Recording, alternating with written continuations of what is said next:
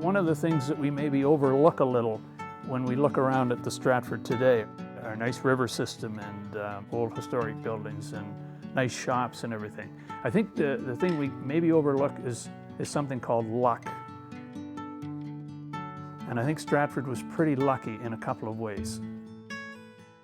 It was a Grand Trunk Railway that decided to put a locomotive repair shop here.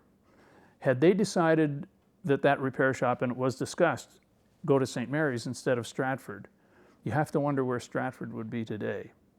So we were lucky. Not only did we have the repair shops, we had a district headquarters on the second floor of the train station.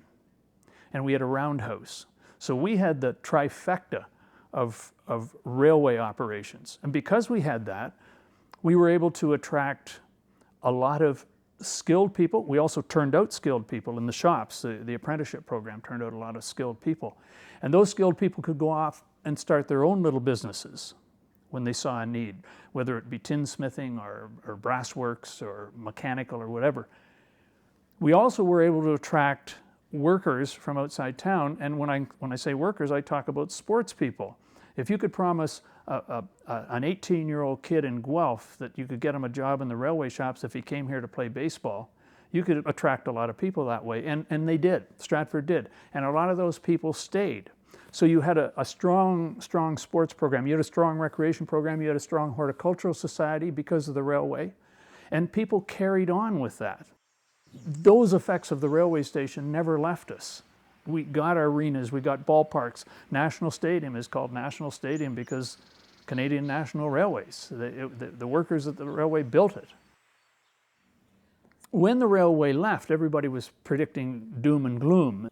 The last people that walked out of the shops, the last workers, and went in maybe next door to Cooper Bessemer that was taking over the building, was in March of 1964. The Stratford Festival had already been in place for a dozen or more years at that time.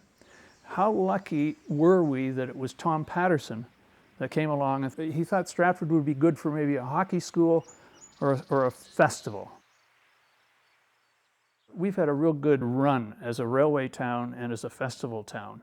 And I think we overlook that sometimes, but because Stratford had that, it had a pretty good foundation. So all the industries and all of the things that came with the railway and stuck around, think of all the things that have happened with the festival. You know, the restaurants, the chef school, all the festival-related things, the B&Bs. And the park system. I mean, who can forget the park system? How a guy named Henry Ite came along, a dentist, and took a look at the parks and said, you know, it'd be nice if we had a parks commission. And he said that at the right time because the Ontario government gave them permission to start their own parks commission in the city. So a lot of things have conspired in a good way to make Stratford what it is. And people come into town and they appreciate it and they like it. They don't necessarily know how it got to be like this, but it's like a puzzle, but all the pieces do fit. Like there's a reason why the park system is as nice as it is. There's a reason there's swans here. The swans were here because it was a railway guy who brought them from Battle Creek, Michigan, and thought they'd look nice on the river.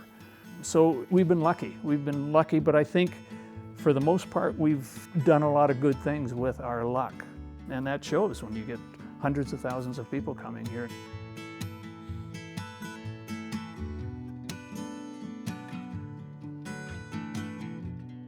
By and large, we've done well with our luck, but can you ever let your guard down? I'm not so sure.